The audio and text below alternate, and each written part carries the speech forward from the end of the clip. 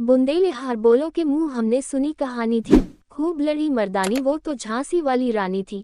कवयित्री सुभद्रा कुमारी चौहान की कविता की ये लाइनें सुनते ही देश के हर आदमी की जहां में वीरांगना रानी लक्ष्मीबाई की यादें ताज़ा हो जाती है, क्योंकि रानी लक्ष्मीबाई के बिना आज़ादी का आंदोलन अधूरा ही माना जाएगा।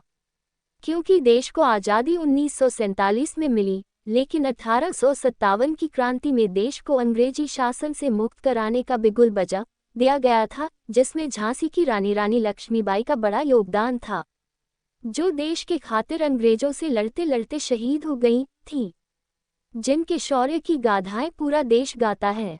आज हम आपको वीरांगना रानी लक्ष्मीबाई के बारे में बताएंगे। वाराणसी में हुआ था रानी लक्ष्मीबाई का जन्म।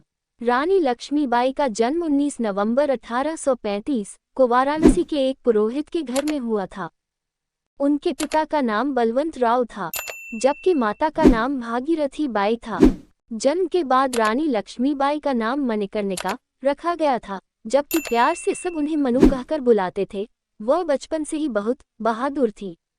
मराठा ब्राह्मण से आने वाली मणिकर्णिका बचपन से ही शास्त्रों और शस्त्र ज्ञान की धनी थी। इनके पिता मोरोपंत मराठा बाजीराव द्वितीय की सेवा करते थे और मां भागीरथीबाई बहुत बुद्धिमान और संस्कृत को जानने वाली थी। लेकिन मणिकर्णिका के जन्म के बाद 4 साल ही उन्हें मां का प्यार नहीं मिल पाया। 1832 में उनकी मृत्यु हो गई।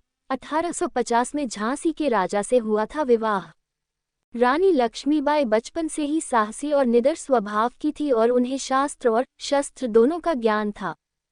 सन 1850 में उनका विवाह झांसी के राजा गंगाधर राव नेवलकर से हुआ था, जहां विवाह के बाद वे से ही वे झांसी की महारानी बन गई और उन्हें लक्ष्मी बाई के नाम से पहचाने जाने लगा।